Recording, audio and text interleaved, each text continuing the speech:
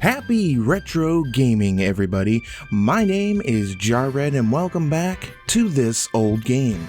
Imagination will often carry us to worlds that never were, but without it, we go nowhere. This quote by Carl Sagan is satisfyingly applicable as we take a retrospective look at another one of my favorite games from my childhood, The Dig. The Dig is a point-and-click adventure game developed by LucasArts and was released on PC and Mac in 1995. Like many LucasArts adventure games, The Dig uses the Scum engine and is the 11th game to use the engine. So if you're a fan of the genre, it is very likely that this game will feel like familiar territory. Out of the box, the game features full voice acting from notable voice actors such as Robert Patrick, more widely known for his role in Terminator 2, and Stephen Blum, who was awarded a Guinness World Record for being the most prolific video game voice actor, boasting hundreds of credited appearances. The game also features a digital orchestral score that really helps make the game come to life.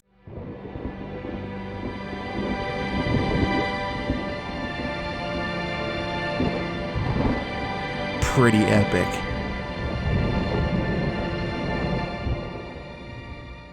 The Dig was the first LucasArts game to have its soundtrack sold separately as an audio CD, and as a kid, the soundtrack was something that I would have loved to have. Who are we kidding? As an adult, I would still love to own this soundtrack to this or any LucasArts game. The game uses a combination of 2D artwork and pre-rendered 3D cinematics. The 3D portions of the game were created by Industrial Light and Magic, or ILM, a division of Lucasfilm that was founded by George Lucas in 1975 for work on the Star Wars trilogy. Interestingly, ILM is also the original founder company of the animation studio, only a little company called Pixar Animation Studios, maybe you've heard of them. Now basically, The Dig was inspired by an idea created by Steven Spielberg for Steven Spielberg's Amazing Stories, a fantasy, horror, science fiction television anthology TV series which ran in the US from 1985 to 1987. However, it was determined that production costs would have been too high, so the idea was instead pitched as a video game in collaboration with none other than George Lucas to LucasArts. Now, during the game's conception, a large earthquake hit the LA area, and many have jokingly described the earthquake later on as a bad omen of the so-called Dig curse. And the production of the game was indeed plagued by creative problems, with multiple rewrites, changes in management, layoffs, artistic differences, and the final product was not released until 6 years after its first conception. Originally, the gameplay included much more survival elements, requiring the player to look for food and water to stay alive. Furthermore, many objects could only be obtained by carefully locating and unearthing them. Failure to do so could destroy them, which to me sounds a lot more like a Sierra game title than a LucasArts game, and maybe that had something to do with how the game ultimately changed. Traditionally, LucasArts adventure games are packed to the brim with humor and satire. The Dig, however, took a more serious approach to its sci-fi themed space adventure. And a lot like Loom, the interface was greatly simplified, moving away from the traditional verb interface that LucasArts had used for many years, where the player performs actions by combining verb commands with objects, to an interface that simply has the player clicking on items and objects and the game knowing what needed to be done with them. The Dig puts you in the spacewalking shoes of Boston Lowe, commander of a 5-man team tasked with the mission of planting nuclear explosives on the surface of an asteroid on a collision course with our happy little blue and green planet of Earth. In the game, the asteroid is first detected at a radio telescope facility in Borneo, and honestly, it reminds me of a scene straight out of Independence Day. The giant rock is oddly given the name of Attila after the ancient conqueror Attila the Hun. Now, this sounds like a plot of a typical late 90s movie, but asteroids threatening Armageddon upon impact is where the similarities end. After setting the surprisingly compact-sized nuclear explosives and detonating them, the crew discovers that the asteroid is in fact hollow. After some dialogue and some easy puzzle solving, the asteroid is quote-unquote activated and hurls itself away from the Earth.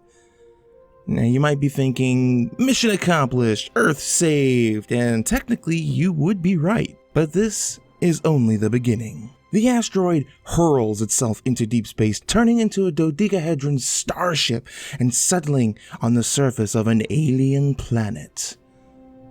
At first glance, it would appear that the planet is deserted and devoid of life, but you quickly come to realize that you are in fact not alone. Throughout your time on this planet, you encounter various creatures, from smaller rodent-like creatures, which closely resemble something like a large rat, to larger Loch Ness-like monsters that lurk beneath the planet's watery surface. My only gripe might be that sometimes it is very unclear where or what you need to do from one point to another. The game is, after all, set in an alien environment, and the game delivers on that if nothing else.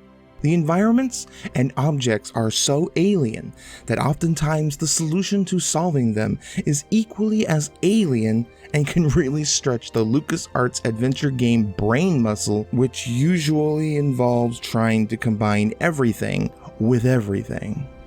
Perfect example, at a point in the game you discover and pick up these strange green glowing crystals. They look really cool, having no idea what they are because again this is an alien planet and these items are alien in origin. But of course it makes perfect sense to crack them open like eggs and douse your dead friend in a green yolk-like substance, bringing them back to life. Makes perfect sense. Reception for the dig seemed to be somewhat mixed, despite, according to LucasArts, global sales reaching around 300,000 copies sold by early 1998, the highest sales of a LucasArts adventure title at the time, which seems like a successful release. But it is reported that the game is actually considered to be a commercial letdown. Bill Tiller, a computer game designer, writer, and artist at LucasArts, speculated that the game's budget had run so high that it couldn't make its money back.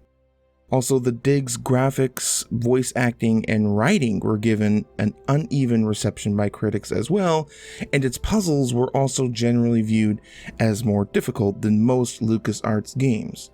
While at the same time, some critics claim that the puzzles were quite easy and could be solved with patience and consideration.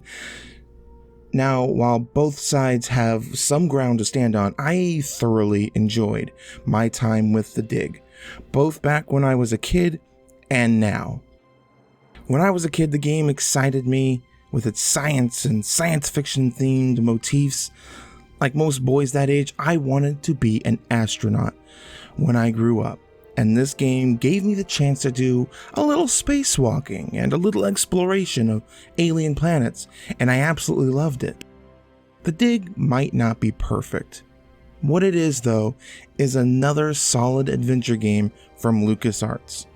I can't recommend this game enough. If you love adventure games, especially point-and-click adventure games, then you owe it to yourself to give this game a try. And with modern services like Steam and GOG.com offering the game to download and at affordable prices, there's no real reason not to play the dig or really any other LucasArts game. And that concludes this episode of This Old Game.